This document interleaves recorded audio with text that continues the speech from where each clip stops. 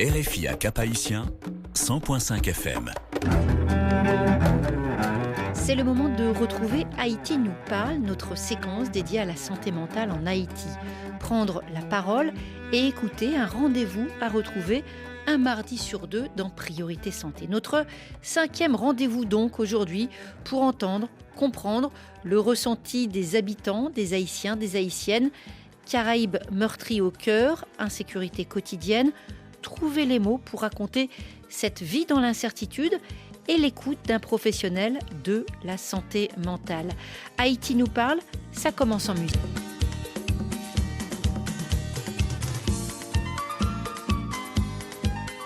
Je suis Gabrielle, j'habite au Cap-Haïtien.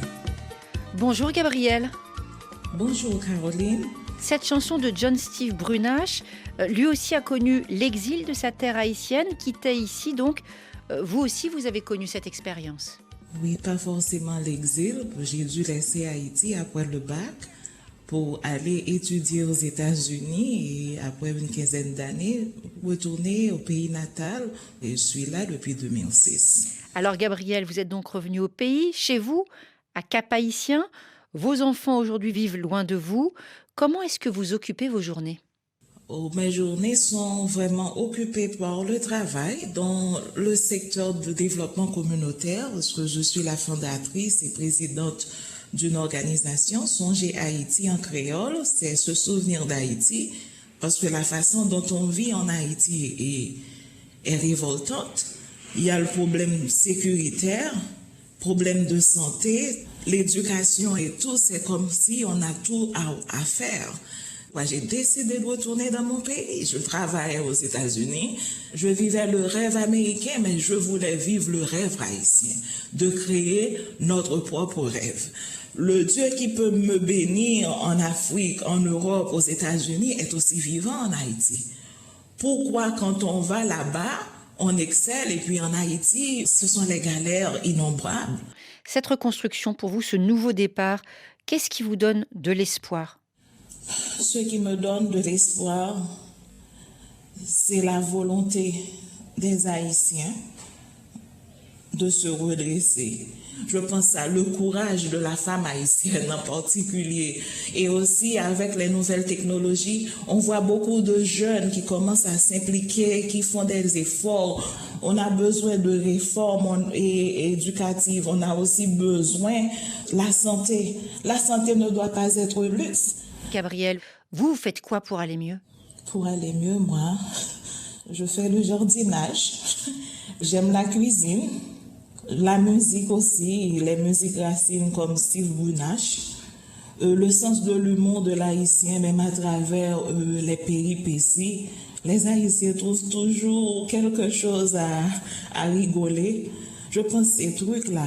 Ça veut dire avoir des idées, de l'ambition pour son pays et en même temps continuer de cultiver son petit jardin. Exactement, son petit jardin, nos valeurs, l'esprit de combat, etc. Pour le 1er janvier, on a organisé pour la première fois le combat au Cap pour donner de la soupe de Giromont à plus de 1000 enfants des rues. Et ce sont ces choses-là qui me donnent de l'espoir et si ça vaut la peine. Pour moi, aux États-Unis, je gagnais de l'argent, mais j'étais seulement un chiffre. Mais ici, je me sens haïtienne.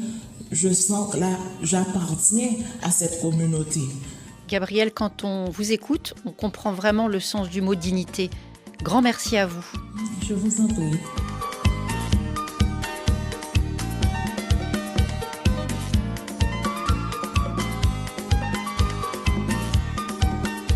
Gabrielle nous parle et un psy pour entendre, pour écouter, spécialiste de la santé mentale, attentif à son écoute. C'est vous, Ronald Jean-Jacques, bonjour. Bonjour, Caroline. Alors, on vous retrouve à Port-au-Prince, où vous êtes psychologue et professeur à l'Université d'État d'Haïti. Gabrielle, elle est bien décidée à vivre son rêve haïtien, ne pas se laisser abattre. En fait, c'est vraiment une femme qui refuse la fatalité. Ah non, c'est évident. Hein? C'est évident, quelqu'un qui avait laissé le pays, qui a fait des études aux États-Unis, qui a eu une carrière, plus de 15 ans aux États-Unis, et qui a décidé, manifestement, de retourner dans son pays pour se construire son rêve haïtien.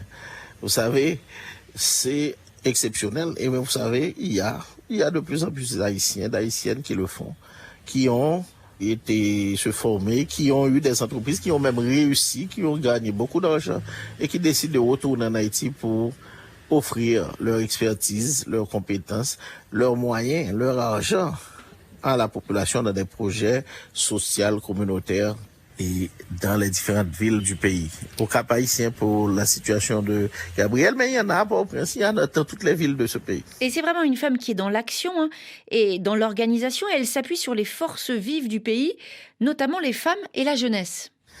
Et vous savez, quand on est dans les rues à Port-au-Prince, quand on voit les enfants qui vont à l'école, malgré tout, quand on passe à côté des marchés publics, qu'on voit les marchandes qui, malgré que les routes soient bloquées, malgré que les bandits ont établi des points de péage, elles arrivent quand même à aller chercher leurs marchandises, payer donc la rançon du passage et arriver au marché pour délivrer à la population les vivres, les denrées qu'ils ont pu donc difficilement transporter. Et quand vous voyez ça, vous voyez la vie, vous voyez l'espoir, vous voyez que de toute façon, ce n'est qu'une parenthèse. Toute l'insécurité, toute la panique, toute l'angoisse que la population vit ces derniers temps. Il faut être quand même très très courageux. On l'entend chez Gabrielle aussi. D'un côté, il y a ses grandes aspirations, tous ses projets, et puis en même temps, elle n'oublie pas les petits plaisirs du quotidien. Forcément.